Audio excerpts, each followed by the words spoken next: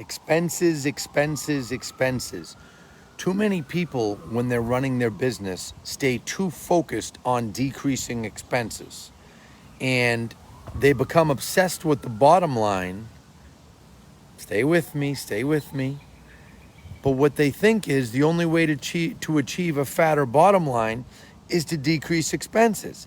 And they lose sight of the fact that if they drive revenue and bring revenue higher,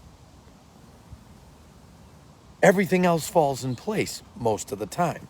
See, this is something that I notice. We're involved in a few different businesses, and our company is, and I've been a student of business for a very, very long time. Obviously running the real estate company, and we are involved in some other endeavors, and I'm involved in a family business and as well. And what I find when I talk to friends all over the place, local and afar, that they're too focused on, like, as soon as I say, well, what if you implement this, or what if you implement that, their rebuttal to me, 8 out of 10 people that I talk to is, well, that would add $800 a month to my expenses. And I'm like, okay, cool. And how much more revenue will it bring you in? Well, I don't know. There's a big risk involved. And after it could take 6 months. And I'm like, okay, great. Even if it takes 6 months. So 6 times 8, $4,800. Wow. Okay. What does that add? Like, what does that add in revenue? If it takes 6 months, nothing's coming in. And then all of a sudden you add 10,000 a month. In another 6, you're break even, and after that, it's gravy. If it brings in another 30,000 a month, do the math. So the point I'm getting at is, one thing that I find with many, many realtors, many broker owners, is you're just too obsessed with demolishing expenses, decreasing expenses, eliminating expenses, and you're not focused enough on, well, how do I drive revenue? How do I increase sales, right?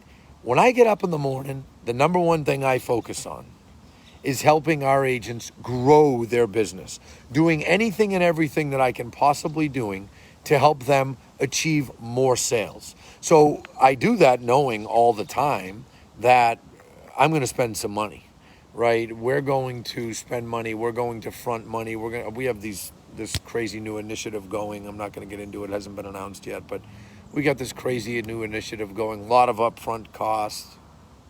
Oh, well, I think it'll work. And if I feel more than 50% sure that something will work, I'll throw money on the table. Now, here's what's funny. I'm not a gambler. If I go to a casino, I don't spend $1. I was at the beautiful Wynn Resort in Vegas 3-4 weeks ago. I didn't spend one penny gambling because I gamble in my business every day. I take calculated gambles. The point I'm getting at is, when you're evaluating your business and you're looking at how to make more money, you should put some more thought into, how do I drive revenue? How do I create more sales? How do I bring in more money? How do I bring in more commission if you're a realtor, right? Which most of you are that are watching this. So try to change the way you look at it. Bob Proctor would call it your paradigm. If your paradigm and your brain is trained to always be expense focused and be a pessimist, you're not going to grow. We've lost more money making than you can imagine to make more money later. So think about that. Think about spending money to grow instead of cutting. I've seen businesses run into trouble before and cut expenses. And in the beginning, that's necessary. When COVID hit last year, we did that for about a month. But you can also cut expenses to death. Does that make sense? I hope it does.